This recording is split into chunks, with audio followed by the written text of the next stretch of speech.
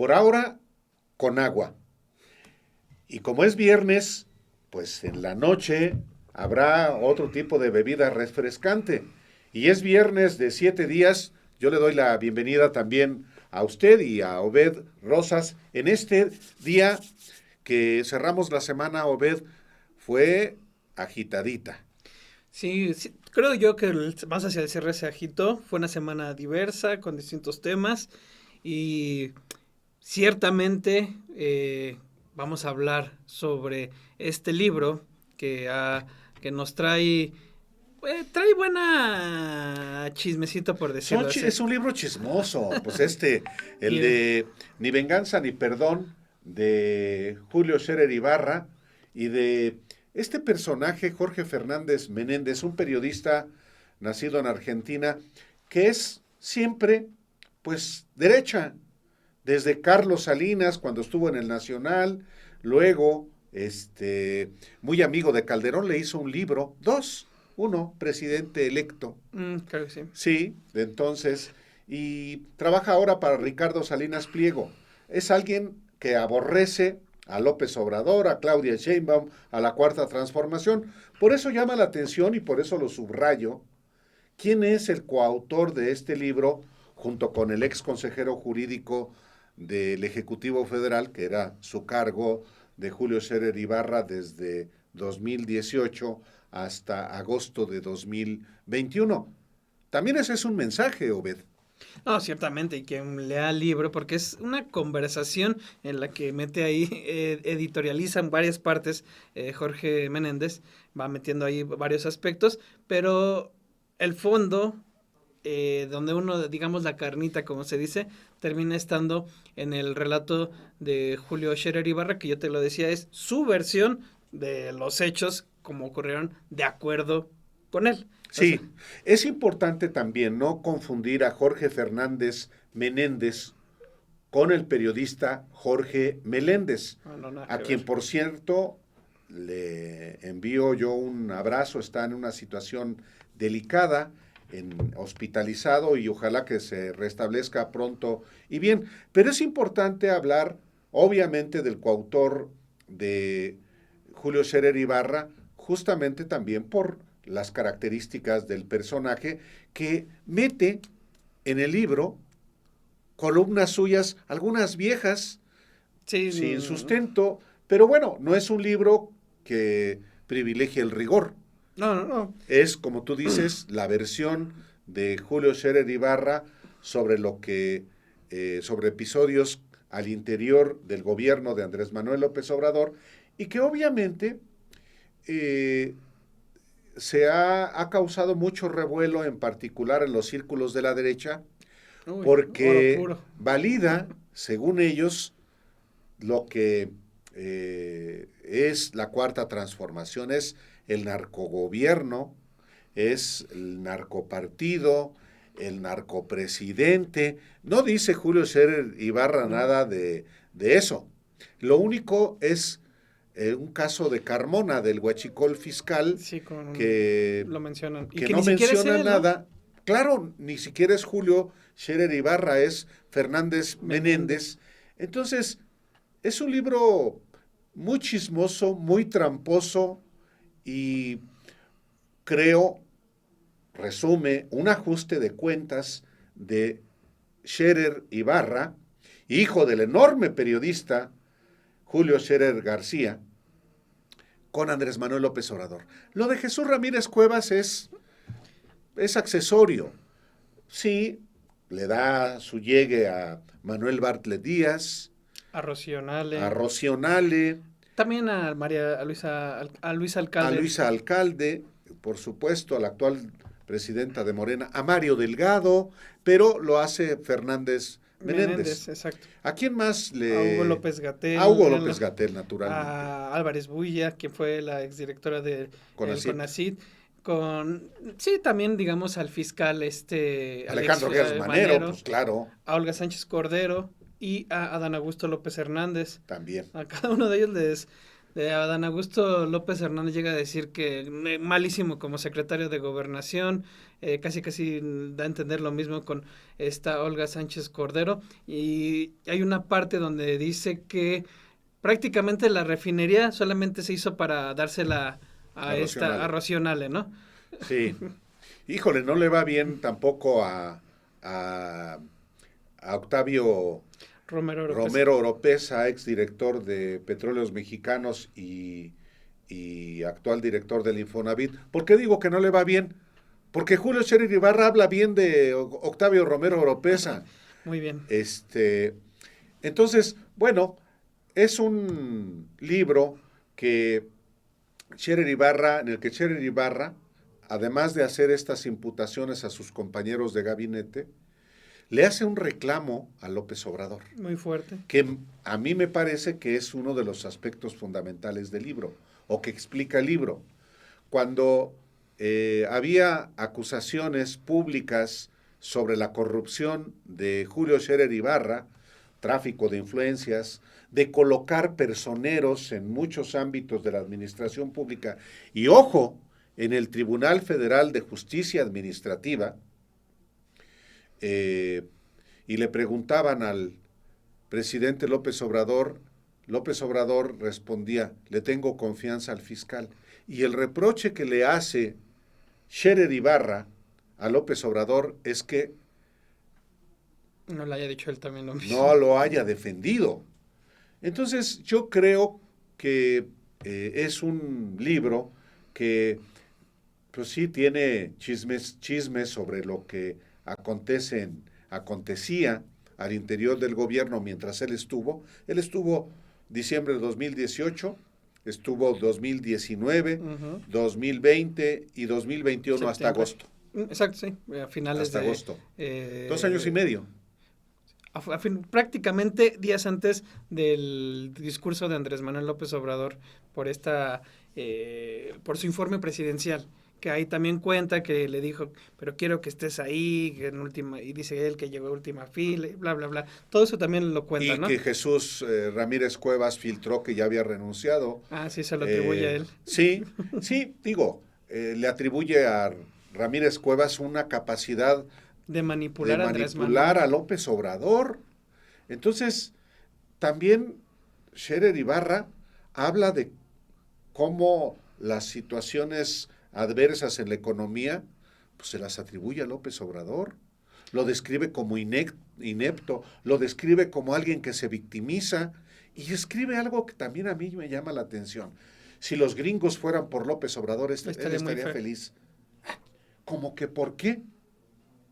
Esas Sí, son son de ese las tipo de cosas comentarios que...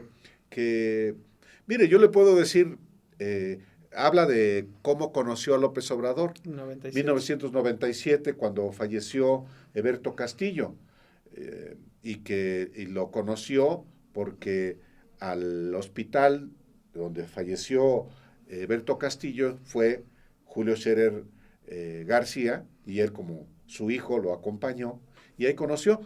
Pero en proceso, por lo menos yo, desde 1994, había publicado muchos reportajes sobre Tabasco y López Obrador.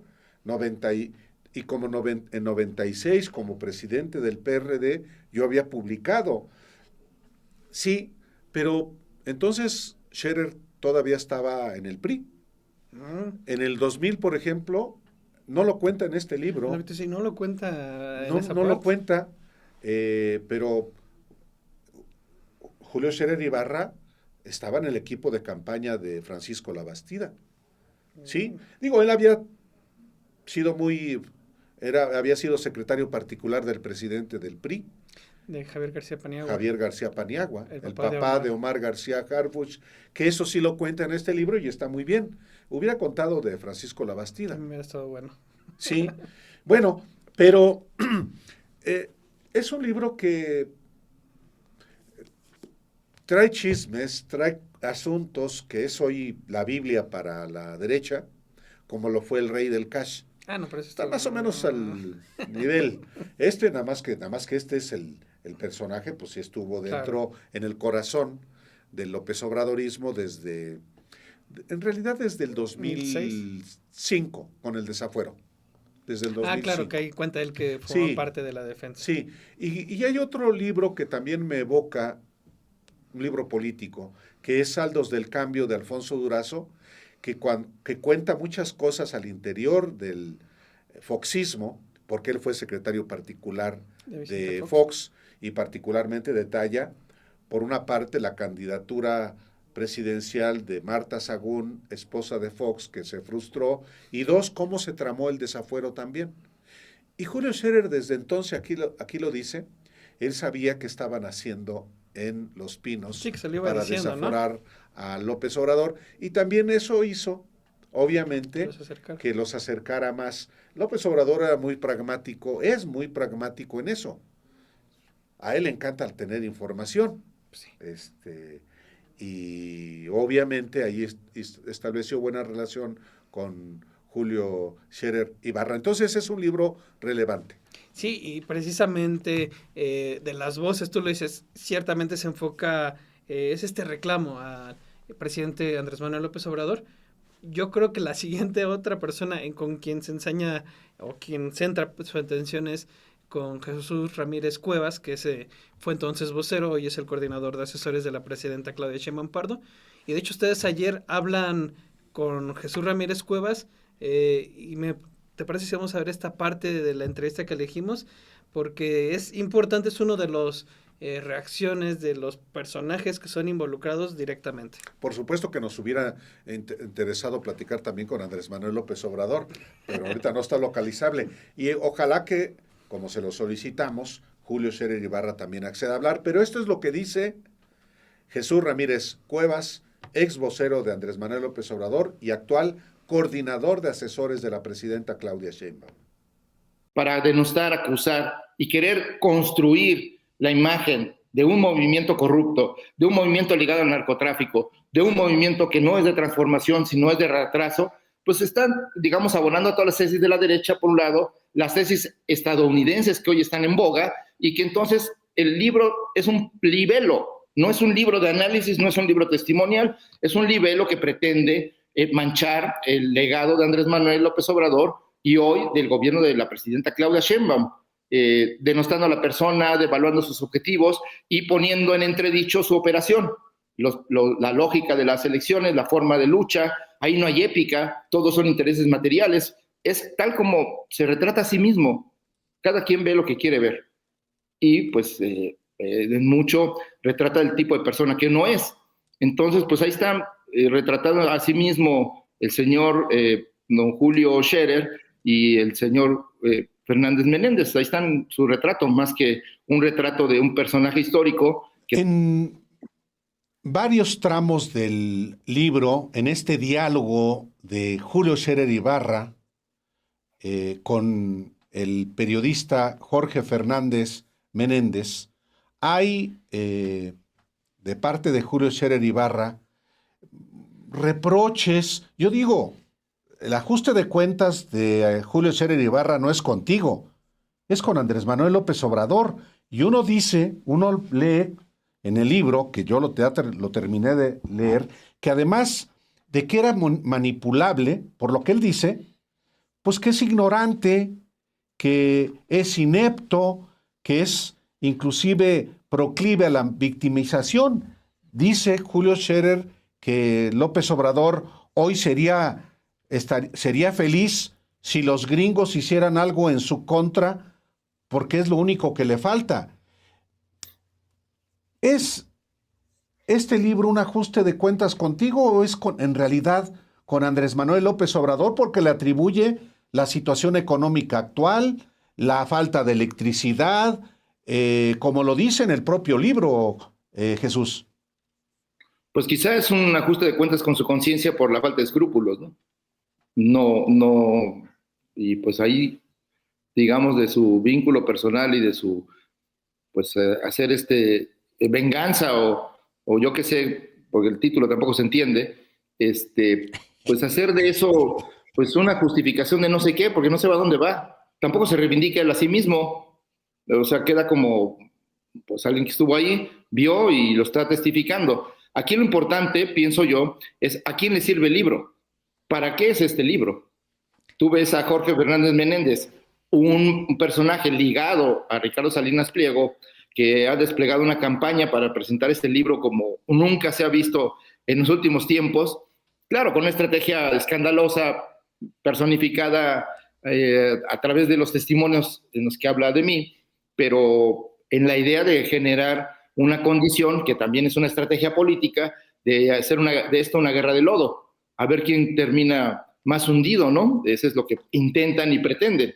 Por supuesto, en este movimiento, pues no nos interesa esta situación de salir a reivindicar a la persona por encima de todo lo demás, sin importar los costos, porque además, como bien se ha señalado, parte de nuestras responsabilidades son encargos, no son cargos que nos vuelven otro tipo de personas, son encargos que se cumplen y que se deben hacer respetando la Constitución, la ley y, por supuesto, los propósitos y los compromisos políticos que nos hicieron llegar al gobierno y que hicieron que Andrés Manuel fuera, en su momento, pues el presidente más votado de la historia.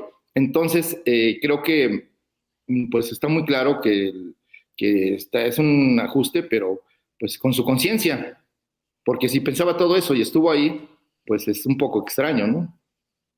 El Partido Acción Nacional, el PAN, ya lo publicaste tú, Álvaro, y dando seguimiento a este tema de su campaña de reafiliación, buscando captar más personas, una campaña que pues es un desastre, no han logrado lo que han buscado. Sin embargo, pues evidentemente han desembolsado 43 millones de pesos en el último trimestre de 2025. Lo hicieron para desarrollar una aplicación que le salió 8 millones de pesos, comprar gorras, playeras, anunciarse en cines, obviamente en el periódico Reforma y hasta en la revista TV y Notas. Pese a todo digamos, campaña propagandística, el uso de esta aplicación con la cual supuestamente cualquiera pueda poder registrarse como aspirante a algún cargo, pues simple y sencillamente pues, no afilia a nadie. Esto es un trabajo de Arturo Daen, Álvaro, a partir también de lo que tú publicabas hace unas semanas. Y es un trabajo muy relevante también porque pues documenta todo lo que ha gastado el PAN para atraer militantes y nomás no. La verdad es que ha sido muy pobre la afiliación de mexicanos a este partido político de la derecha y lo que sí queda muy claro es que no basta el dinero.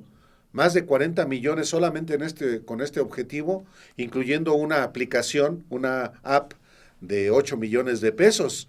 O sea, tanto dinero para nada, pues ese es el PAN. Sin duda es relevante, interesante ver todos estos esfuerzos de esta nueva dirigencia nacional y pues, como señalas, todo para nada. Vamos a ver este trabajo que hizo nuestro compañero Arturo Daen de la Unidad de Datos y regresamos.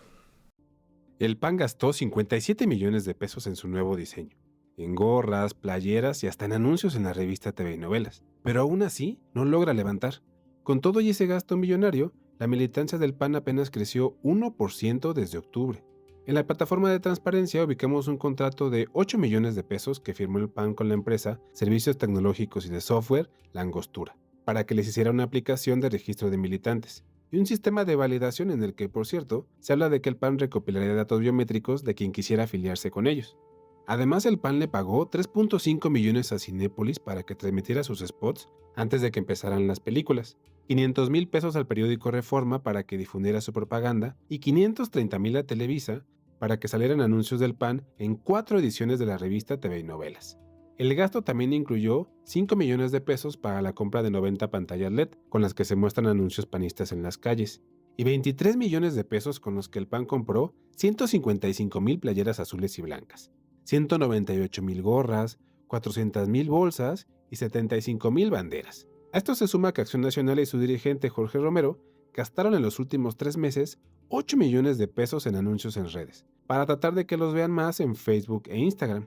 Y al revisar a detalle sus contratos, ubicamos que el PAN compró libros de panistas. Firmó un contrato de 306,000 pesos para adquirir 1,000 copias del libro El Poder Desmedido, un texto de Fernando Rodríguez Doval, que es su secretario de Estudios y Análisis Estratégicos, y 1,000 ejemplares del libro 27 reglas del líder humanista, también de un panista, de Julio Castillo López, presidente de la Fundación Rafael Preciado Hernández. Así gasta el PAN el dinero público, mientras su campaña para afiliar nuevos militantes está fracasando.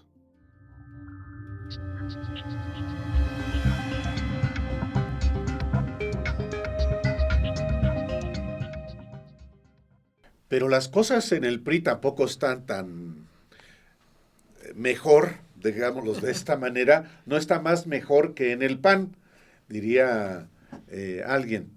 No, también en el PRI hay mucho gasto de dinero en promoverse, no para atraer afiliados, en realidad el PRI se está vaciando también de militantes, sino para tratar de afianzarse, como que generar simpatía con memes, el hacerse el chistosito. Algo no es fácil, porque teniendo como dirigente nacional a Alejandro Moreno Cárdenas, alias Alito, un hombre asociado a la corrupción, a la prepotencia, a la truculencia y a la violencia también, Claro. pues no es fácil, Obed, que alguien pueda decir, sí, soy priista y quiero ser priista al lado de Alejandro Moreno Cárdenas. No, y además con una enorme cola y falta de reconocimiento sobre distintas cuestiones históricas, y son memes que seguramente todos han visto en redes sociales en los que se hablan de que con el PRI era mejor, que con el PRI sí había vacunas, que con el PRI la ciudad, no sé, una cuestión de apelando también a la desmemoria, apelando a un discurso falso, atribuyendo básicamente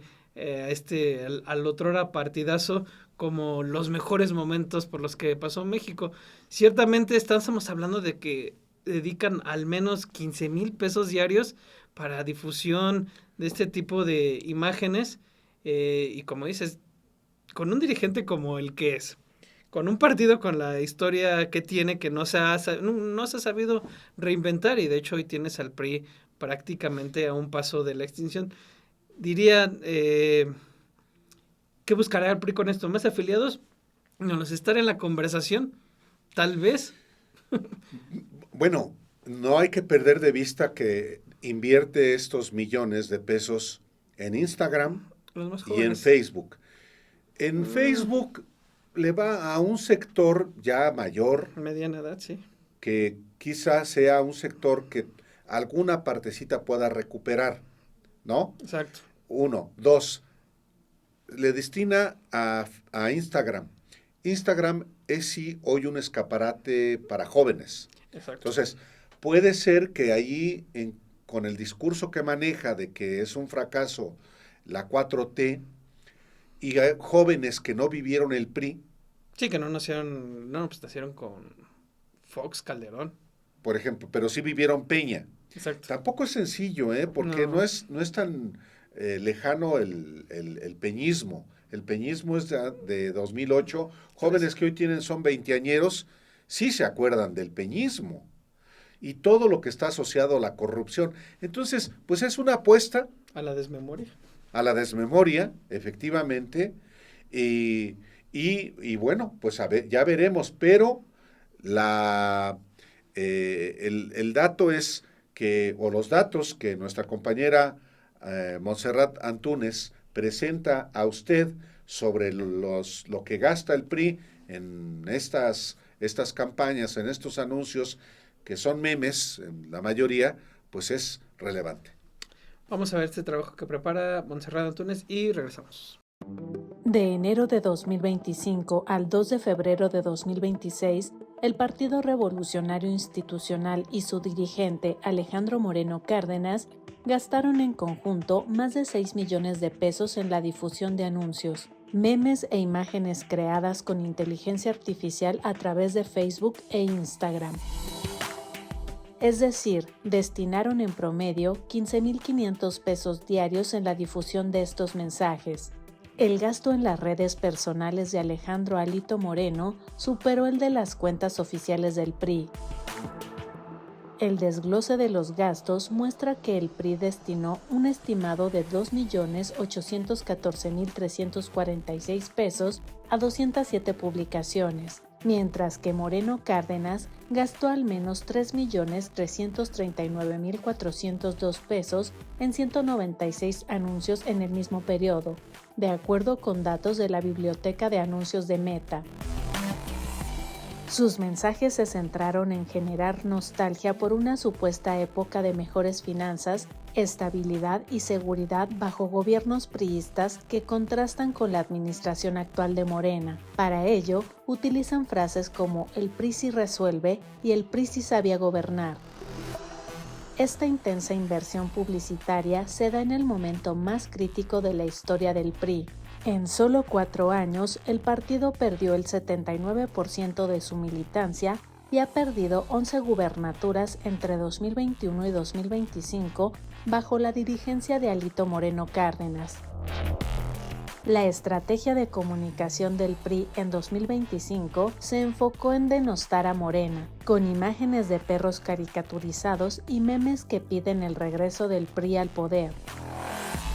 En sus publicaciones, el PRI asegura defender las libertades y los derechos humanos, lo que contrasta con el historial de sus administraciones, marcadas por hechos de represión y autoritarismo que siguen impunes, como la matanza de Tlatelolco en 1968, la de Acteal en 1997 y la desaparición de los 43 estudiantes de Ayotzinapa durante el gobierno de Enrique Peña Nieto. En cuanto a sus mensajes, el PRI pagó por anuncios que critican 7 años de estancamiento económico y la falta de mejora en los ingresos, pero cifras del INEGI han confirmado una reducción de la desigualdad en México gracias a la mejora salarial y programas sociales impulsados desde el gobierno de Andrés Manuel López Obrador, de 2018 a 2024. La inseguridad también es un tema recurrente en los anuncios del PRI. Alejandro Moreno incluso pagó por anuncios que promueven el trabajo de Estados Unidos desde México para combatir cárteles de la droga. El gasto de más de 6 millones de pesos en las redes sociales del PRI y Alito Moreno es solo una parte, ya que se desconoce el total de lo destinado a su publicidad según el análisis de la Unidad Técnica de Transparencia del INE del tercer trimestre de 2025. El PRI cerró el año como el partido nacional menos transparente, al cumplir con solo 9 de 56 de los formatos obligatorios.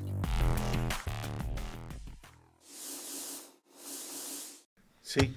Pues bien, otro de los temas que sacamos esta semana es una investigación de nuestra compañera Romina Gándara, en la cual da cuenta de cómo en Naucalpan vienen gobiernos prácticamente de todos los colores. Actualmente está Morena, y aquí lo que están denunciando es que un municipio en el Estado de México, de los más poblados, que tiene en ciertas zonas ya problemas de agua, tienen poca agua, es lo que determina un estudio, prácticamente tienen problemas con la movilidad, como gran parte de estos centros urbanos que están saturados, movilidad, falta de agua, también tienen problemas de drenaje, y pese a ello, Álvaro, siguen otorgándose permisos para más construcciones, desarrollos inmobiliarios, una exdiputada, colectivos de activistas y demás se organizan, hacen un informe y lo presentan para dar cuenta prácticamente que hay una mafia inmobiliaria que está yendo en contra, pues, de la población al levantar este tipo de construcciones. Sí, Naucalpan, para usted que no conoce, es un municipio del Estado de México, vecino a la Ciudad de México. Es un municipio que es industrial, que tiene una población en zona residencial y una población en zona popular, en colonias populares, pero está saturado. La única parte donde podría edificarse es ahí donde quieren levantar este desarrollo. Es una parte alta que está en Lomas Verdes, Sí, sí. cerca del Ciudad Satélite, que es un fraccionamiento que inició en la década de los 60 con la familia Alemán, donde está el periférico que va a dar a la salida a Querétaro. Es muy ambicionada justamente porque pues es el único El lugar lugar que donde queda. que queda. Y entonces sí hay un estrés hídrico no solamente para la zona residencial, sino para la zona industrial y para la zona popular. Y obviamente los ciudadanos están levantando la voz porque además, no es que sea un pulmón, pero es un lugar que por lo menos podría ser verde, ¿no? Eso demuestra los grandes intereses que hay. Actualmente gobierna Morena y la anterior alcaldesa del Partido Acción Nacional y antes de ella una alcaldesa que era de Morena pero que venía del PAN y su hermano había sido alcalde del PAN. Entonces, Naucalpan políticamente también es muy peculiar, pero está, insisto, saturado y esto también enoja a la gente. Y por eso se han levantado las voces para impedir que se materialice este desarrollo o estos desarrollos, porque son varios. Pues vamos a ver este trabajo que preparó nuestra compañera Romina Gándara y regresamos.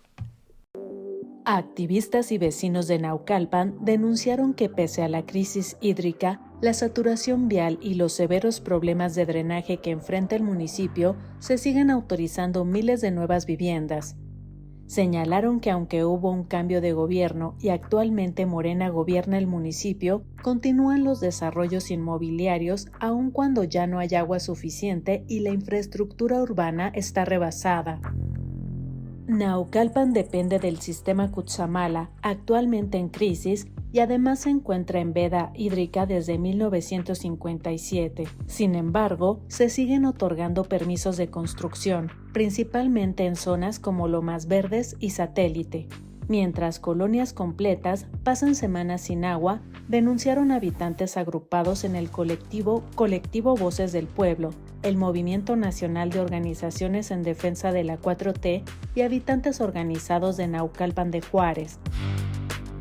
En un documento que elaboraron llamado Informe Estratégico sobre el Impacto Urbano y la Crisis Hídrica en el municipio de Naucalpan, habitantes advierten que en ese municipio se planea la construcción de entre 4.500 y al menos 7.000 viviendas nuevas. Los vecinos aclararon que no están en contra del desarrollo, pero señalaron que esos proyectos implicarían una demanda adicional de al menos 4.5 millones de litros de agua diarios. El problema, advirtieron, es que ese recurso no existe.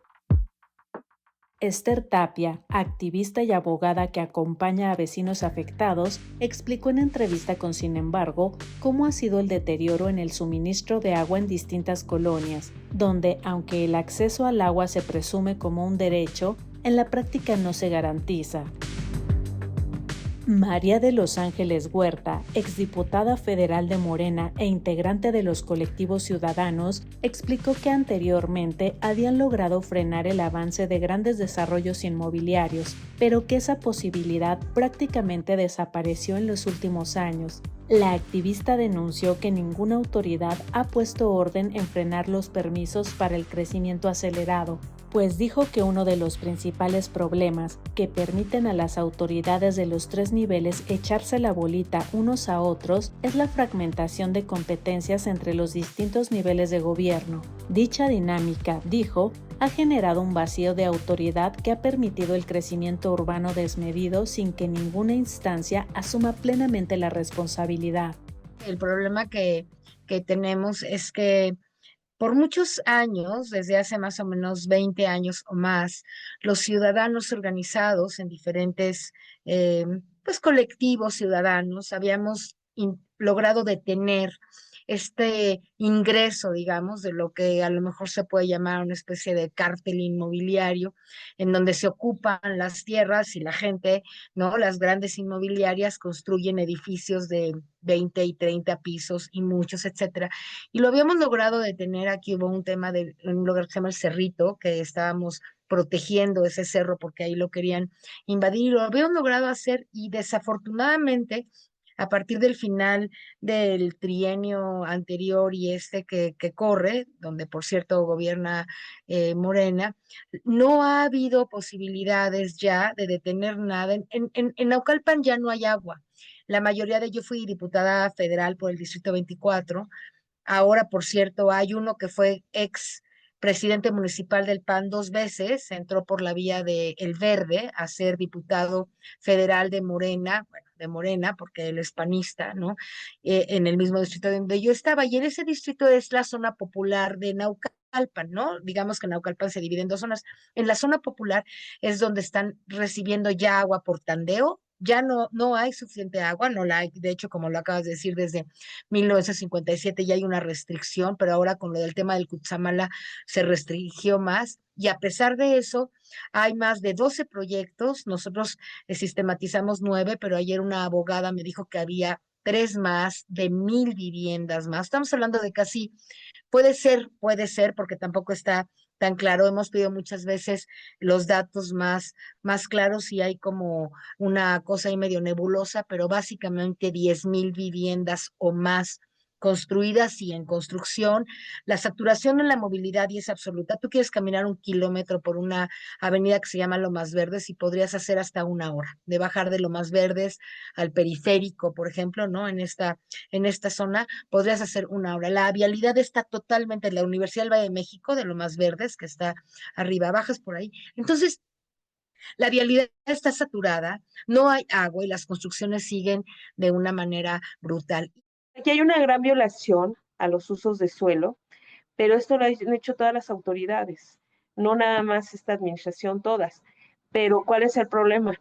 Que todas las administraciones vienen convalidando lo ilegal que hizo la anterior, so pretexto de que lo autorizó la administración anterior. Sí, pero si tú eres la autoridad actual, tú eres la que tienes ahorita la responsabilidad de vigilar que esos cambios de uso de suelo se hayan aprobado legalmente, y es lo que no hace. Por eso es que tenemos muchos problemas, y las zonas más afectadas hasta ahorita que se han detectado en las últimas administraciones son Tecamachalco y Lomas Verdes, en donde los cambios de uso de suelo para vivienda unifamiliar los incrementan hasta para 14, 15, 20, 25 viviendas en un solo lote. Desde el año 2000, Naucalpan ha sido gobernado por administraciones del PAN, PRI y Morena. El PAN gobernó en distintos periodos entre el 2000 y 2009 y regresó de 2016 a 2018. El PRI, en coalición con el Verde, encabezó el municipio de 2009 a 2015. En tanto que Morena llegó por primera vez en 2019, perdió el gobierno en 2022 con el regreso del PAN en coalición con el PRI y Verde, pero acaba de regresar con Isaac Martín Montoya Márquez de la coalición Morena, Verde y PT para este periodo que inició en 2025.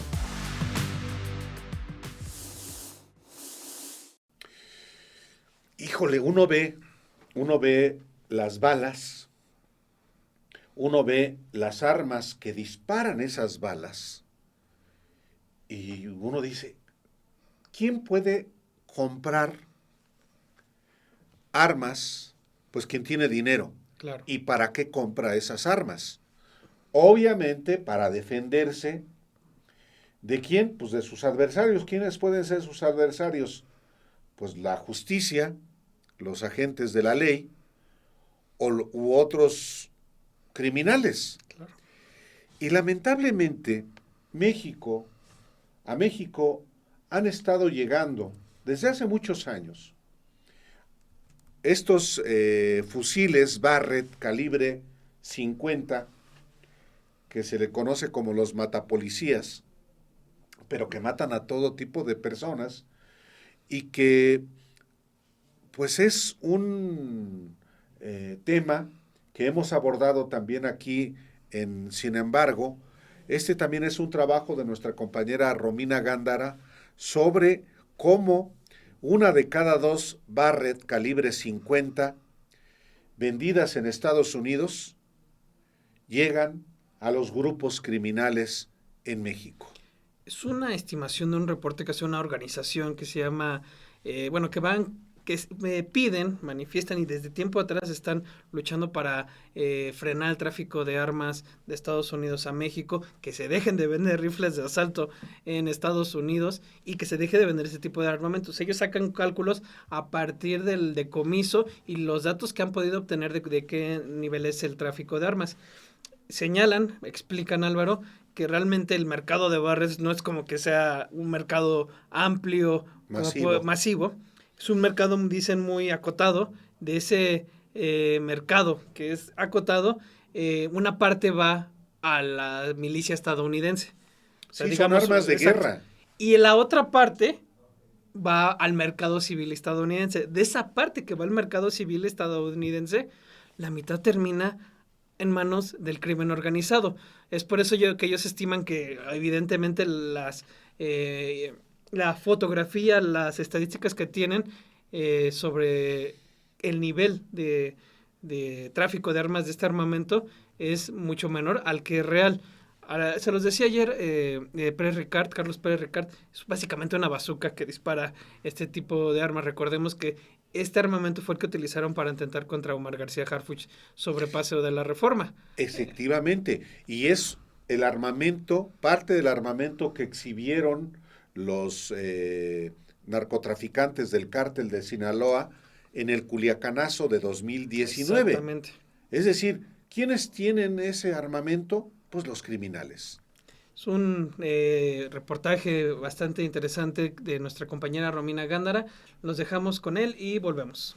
Stop US Arms to Mexico, organización que desde hace años documenta el tráfico de armas de Estados Unidos hacia México, publicó un informe en el que estima que los rifles Barrett calibre .50 traficados al país podrían representar más de la mitad de los que se venden legalmente a civiles, es decir, ciudadanos comunes en Estados Unidos. El dato resulta alarmante si se considera que se trata de uno de los países más armados del mundo. El Barrett .50 no es un arma cualquiera. Conocido como matapolicías, tiene capacidad para perforar blindajes, alcanzar blancos a más de 1 kilómetro de distancia e incluso derribar helicópteros. En México es el arma predilecta de los cárteles, según han reconocido autoridades tanto estadounidenses como mexicanas. Ha sido utilizada en hechos de alto impacto, como el atentado contra el ahora secretario de Seguridad Federal Omar García Harfuch cuando se desempeñaba como secretario de Seguridad de la Ciudad de México. El informe Corredores de la Violencia, publicado en febrero de 2026, señala que en 2025 el ejército mexicano decomisó al menos 140 rifles Barrett .50 y otros 39 del mismo calibre de distintos fabricantes. Aunque la cifra podría parecer menor, el mercado civil de estos rifles en Estados Unidos es extremadamente reducido y según el reporte, los decomisos serían apenas la punta del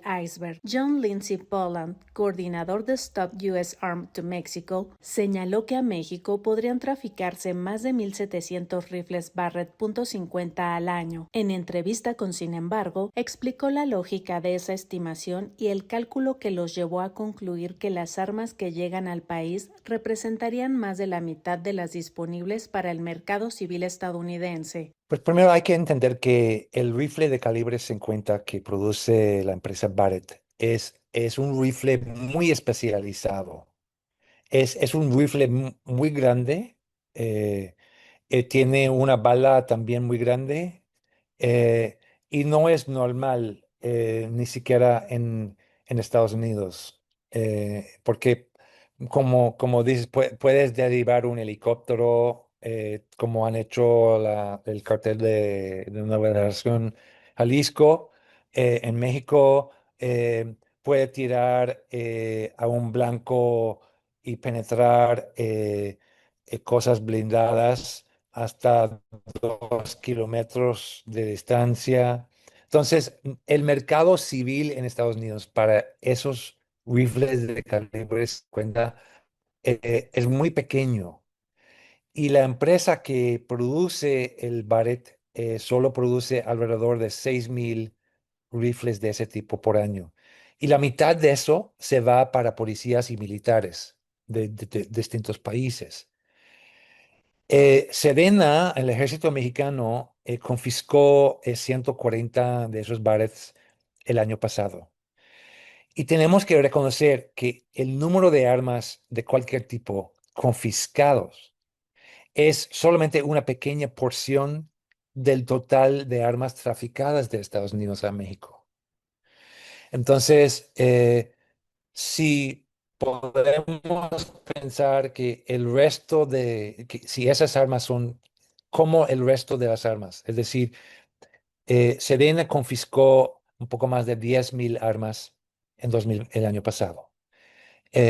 Y se estima que el tráfico de armas de Estados Unidos a México es alrededor de 135,000 armas por año. Esto es la mejor estimación que yo he visto. Si esa proporción de armas confiscadas a armas traficadas es lo mismo para los Barretts que confiscó Sedena, entonces el número de rifles Barrett de calibre 50 sería mucho más grande que el número de armas de Barrett confiscadas por Sedena. Sería eh, 11 o 12 veces más. Y por eso decimos que es una estimación que más de 1,700 eh, rifles de Barrett fueron traficados por año. Y eso constituye más de la mitad de las armas para el mercado civil dentro de Estados Unidos. Es decir, si esta estimación es correcta, una arma Barrett comprada en Estados Unidos tiene un mayor chance de ser traficado a México que de ser utilizado legalmente dentro de Estados Unidos, que es impresionante. Una investigación del New York Times y el Consorcio Internacional de Periodistas documentó que tras diversos ataques en México, se hallaron cartuchos calibre .50 fabricados en la planta Lake City, propiedad del gobierno de Estados Unidos. Por su parte, el titular de la Secretaría de la Defensa Nacional, Ricardo Trevilla, informó que en la actual administración se han decomisado 18,000 armas, entre el 77 y 78% provenientes de Estados Unidos, incluidos 215 fusiles Barrett .50, además de ametralladoras y municiones del mismo calibre. Para Lindsey Poland, el problema es estructural. En México existe una demanda asociada a un mercado de violencia. En Estados Unidos, una oferta amplia y escasamente regulada de armas diseñadas para la guerra. La discusión, sostiene, debe centrarse también en el origen del flujo armamentista, no únicamente en la frontera. Yo estaba en conversación con el reportero principal de ese reportaje en el New York Times sobre las balas traficadas a México. Y yo le pregunté, oye, ¿es posible que son militares de Estados Unidos mismos que están traficando esas balas? Y él dijo, no tanto, no, porque realmente esas balas, aunque son fabricadas por una empresa contratada con el ejército de Estados Unidos, esa misma empresa vende las balas a pues armerías, a diferentes vendedores de balas en Estados Unidos. Entonces es muy fácil comprar balas de calibre 50 en Estados Unidos. La verdad es que no tienes que pasar por una revisión de antecedentes penales para comprar balas de calibre 50. Yo puedo entrar a una tienda de deportes en Arizona y comprar una caja así, ¿no? De balas de calibre 50, de 100 balas, porque son muy pesadas, y salir sin presentar una identificación. Entonces, es el mismo problema que con las armas. Es que el mercado es tan abierto, es tan militarizado, es tan poco reglamentado y controlado. Entonces, tenemos que enfocar esfuerzos en controlar el mercado en los puntos de producción y en los puntos de venta. Pues a mí, mi mamá me vacunó, vaya, me llevó a ser vacunado. Eso quiero creer. Creo que sí, pero lo mío vale sorbete. Lo relevante hoy es que ante esta emergencia que rebasa a México, pero obviamente nos importa México, es que si usted tiene niños pequeños, los vacune. Si usted es menor de 49 años de edad, vaya también a vacunarse. Yo ya estoy viejo, ya si me da sarampión, pues ¿qué?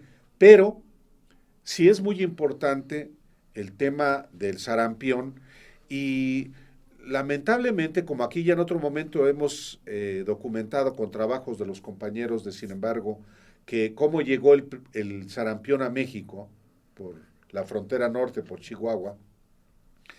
México está, Obed, en la posibilidad de perder el estatus de país libre de sarampión, como ya lo perdió Canadá, como está a punto de perderlo Estados Unidos, como ya lo perdió España, el Reino Unido, bueno, no sé si España, el Reino Unido, España, el Reino Unido, Nueva Zelanda, muchos países. Sí, esto es todo un tema. Aquí, cómo se determina o por qué se determina que un país pierde este estatus, básicamente es que mantengan contagios endémicos, es decir, que se originen aquí a lo largo de un año.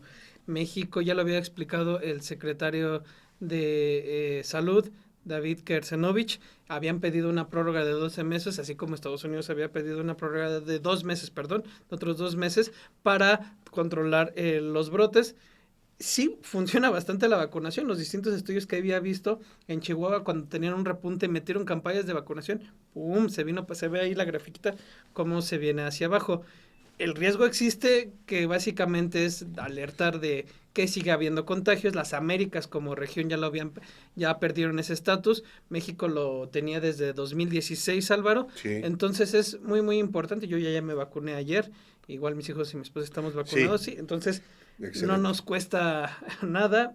Nos cuidamos más y vamos a ver precisamente este video que prepara nuestra compañera Nora Nancy Gaspar Reséndiz sobre este tema.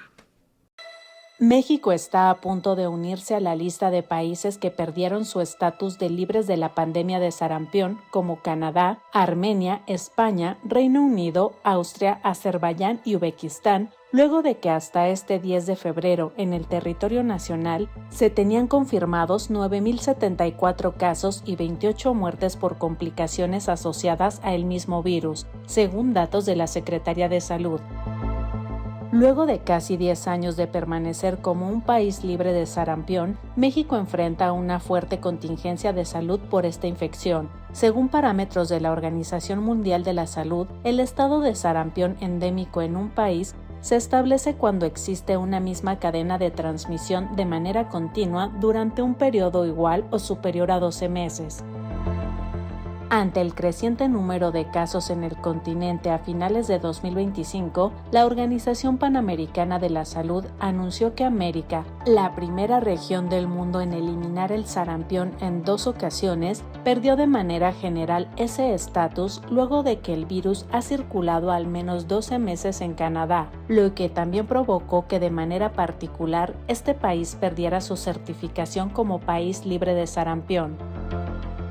En México, la epidemia se desencadenó en febrero de 2025, cuando la Secretaría de Salud de Chihuahua notificó un caso de sarampión en un niño de 9 años proveniente de una comunidad menonita del municipio de Cuauhtémoc que había viajado a Seminole, Texas, un asentamiento en donde ya habían ocurrido casos de sarampión con un fallecimiento conocido al tiempo de la visita. Tras casi un año de que el virus esté en circulación, el pasado mes de enero, David Kershenovic, titular de la Secretaría de Salud, dio a conocer que el Gobierno de México solicitó a la Organización Panamericana de la Salud una prórroga de 2 meses para intensificar las jornadas de vacunación contra el sarampión y con ellos no perder el estatus de país libre de sarampión, misma que obtuvo en septiembre de 2016.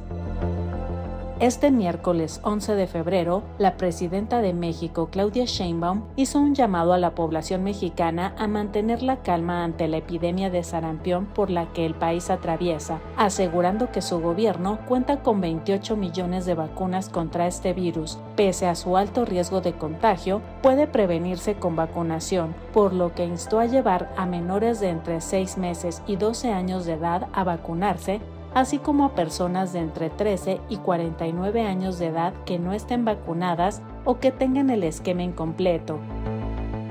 De acuerdo con datos de la Organización Mundial de la Salud, a nivel mundial hay aproximadamente 108,000 casos confirmados de sarampión, cifra que representa un repunte con respecto a años anteriores, como resultado de la baja inmunización y vigilancia epidemiológica, a lo que se suma la reintroducción del virus mediante el turismo a través de los viajes internacionales.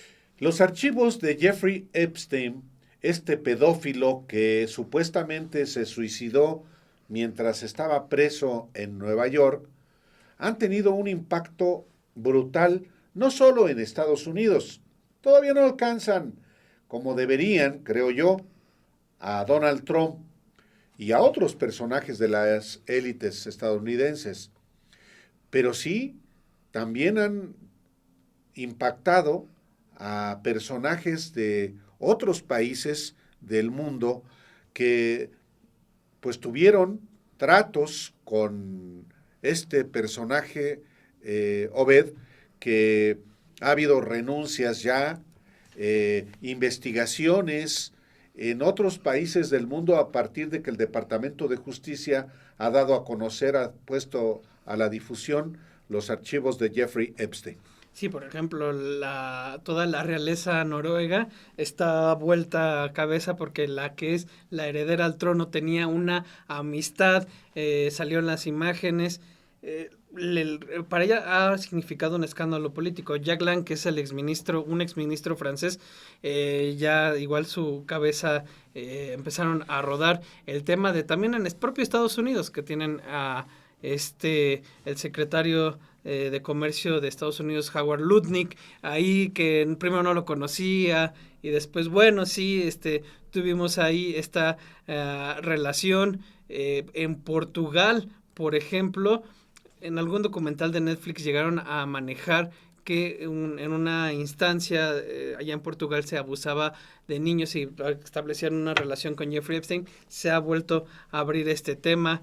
Allá en el Reino Unido, también Peter Mandelson, que fue exministro británico, renunció por lo mismo y toda la presión ya está sobre el primer ministro con todo lo tienen ahí focalizado y así nos podemos seguir yendo. No solo ha sido en Estados Unidos, a diferencia de México, en estos otros casos sí hay evidencia de que mantenían una relación, de que en algunos casos se dieron conflictos de interés por el tema financiero y en otros se habla incluso de otros temas ya involucrados con esta otra actividad ilícita de Bueno, Epstein. hasta Ricardo Salinas Pliego ha dicho que sí asistió a cena con Epstein, pero no tenía otro tipo de relación, ¿no? Exacto. Entonces, como nosotros también en su momento lo precisamos aquí, a ver, el hecho de aparecer en los archivos no significa en automático que hayas cometido una cuestión ilegal o inmoral, pero finalmente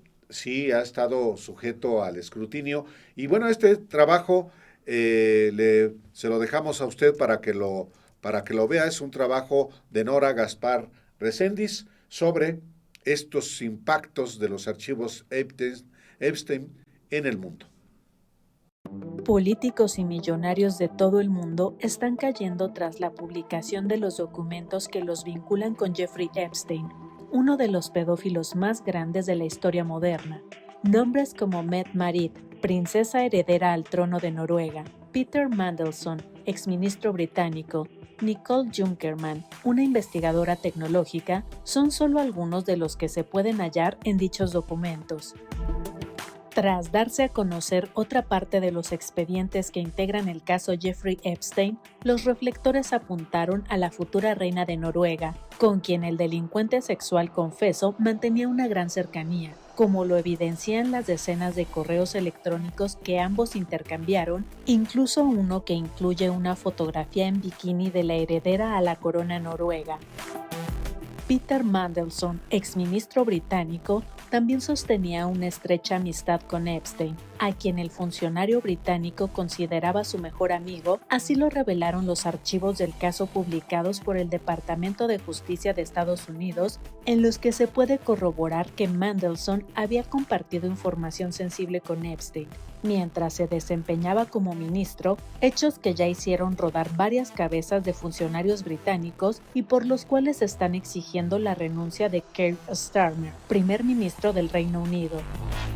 Baby. Así es como Nicole Junkermann, una inversionista tecnológica que tiene su matriz en Londres, Inglaterra, se dirigía a Jeffrey Epstein, según revelaron los últimos archivos revelados por el caso del pedófilo confeso, quien presuntamente habría impulsado la carrera de Junkermann. Nacida en Alemania y también conocida como Condesa Nicole Brachetti Peretti, quien según registros habría volado en el avión de Epstein en varias ocasiones. Su relación habría sido tan cercana que en alguna ocasión ella habló sobre la posibilidad de que ambos tuvieran un bebé. Jacques Lang, exministro francés, renunció a la presidencia del Instituto del Mundo Árabe en París como resultado de la publicación de los archivos Epstein, en los cuales su nombre aparece aproximadamente 600 veces, en correos que ambos enviaron entre 2012 y 2019, evidenciando su amistad y sus vínculos financieros. Por ello, la Fiscalía de Francia abrió una investigación contra el exfuncionario, al que se le acusa de blanqueo de ganancias procedentes de fraude fiscal agravado. En Portugal, la Casa Pía es la que se encuentra en el centro de la polémica tras la publicación de estos documentos, ya que desde 2019, en un documental de Netflix que hablaba sobre la desaparición de una niña británica identificada como Madeleine McCann, se hacía mención de abuso de menores al interior de esta institución por parte de millonarios estadounidenses que viajaban en sus jets privados hasta ese lugar, y tras darse a conocer los expedientes sobre el caso del pedófilo confeso, ha reavivado el escándalo. El caso Jeffrey Epstein está salpicando a las élites de todo el mundo, por lo que no es de sorprender que en los próximos días más personalidades vayan cayendo por sus vínculos con este personaje, quien en 2019 se quitó la vida, según afirmaron las autoridades estadounidenses mientras esperaba su proceso judicial durante la primera gestión del presidente Donald Trump, con quien se ha evidenciado que mantenía un vínculo muy estrecho, pese a que el mandatario republicano lo ha intentado negar. Pues bien, ya llegamos al final de este programa de 7 días. Ya Álvaro desde ayer lo pronosticó lo que viene al rato. Ya cada quien será responsable de eso. Sí. En verdad, si tiene oportunidad de vacunarse contra el sarampión, hágalo y esténlos en estos rangos de edad, al igual que con sus hijos, si no los ha vacunado, está a tiempo. Y pues Álvaro. Bueno, se pronostica, se materializan heladas. ¿Ya? Excelente. Vámonos. Hasta Gracias. próximo viernes.